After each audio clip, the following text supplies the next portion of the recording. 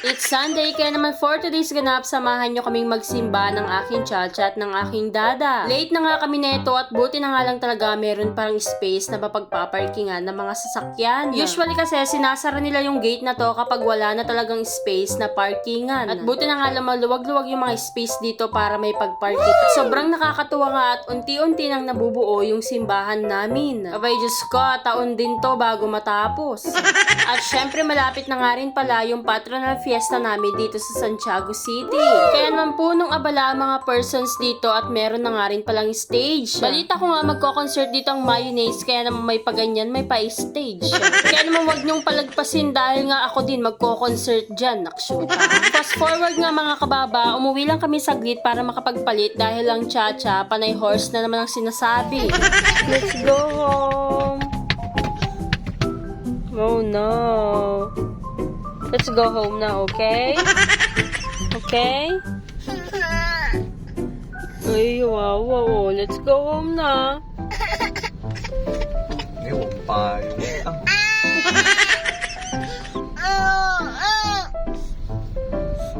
Oh no. Kawawa naman yan. You want to ride a horse? Oh, we will go home na, oh.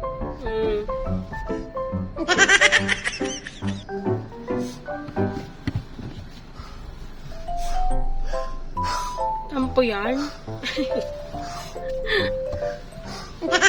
Pero Diyos ko, talagang hindi mo mapipigilan yung gusto ng bata ngayon. Kaya naman ang gagawin lang namin for today's video dito sa may Robinson ay talagang paglalaruin lang namin siya dahil nga wala rin kaming budget. Nakshuta, kung may magpapautang dyan, baka naman. Charis.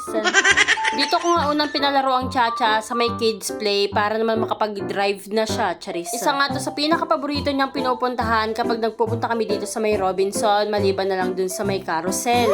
Pero Diyos ko, nang kamamahal naman kasi yung mga ganito. Akalain mo ba naman kasi yung 100 pesos mo, nakshuta, 15 minutes lang yun. At dito nyo nga lang ito matatagpuan second floor, sa may tapat lang to ng food court, at ito nga yung World of Fun. Kaya naman pumipila na ang beshi nyo dito at magbabayad na rin ako dyan, kaya naman waiting na lang kami ng chacha. At nung medyo natatapos na ngayong oras ng ibang nandito, kami naman na yung sumunod ng chacha at ayan, sinakay ko na nga din siya dyan. Bali, remote control nga itong pinagsakyan ko sa kanya at si kuya na lang din bahalang mag-remote dyan. Abay Diyos ko, kapag kasama pa ako dyan, hindi ko na lang alam kung magkakasya pa kaming lahat dyan. Charis. Ewan ko ba, ba't paborito to ng chacha? Puro lalaki pa man din yung mga kalaro niya dito. Nakshuta. Pero Diyos ko, nagulat naman ako kay kuya, yung pala kakilala ng dada.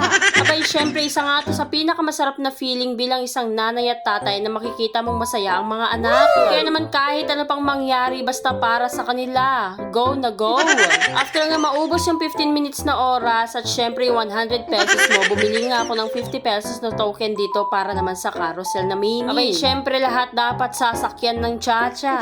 Habang busy nga ang chacha doon, umikot na muna ako para panoorin itong mga naglalaro. Abay Diyos ko, hindi ko maintindihan kung anong klaseng laro to. Hindi ko rin talaga maintindihan kung paano ba laruin tong larong to. At dahil nga pang brainy lang ata yung mga laruan na yun, kaya dito na lang kami ng dada. Diyos ko. Kahit kailan talaga, hindi pa rin ako nakakakuha ng mga toys dito. After naman mami maglaro sa may second floor, bumaba na nga rin kami agad at nagulat ako, nakshuta, blockbuster na naman ang mga inasal.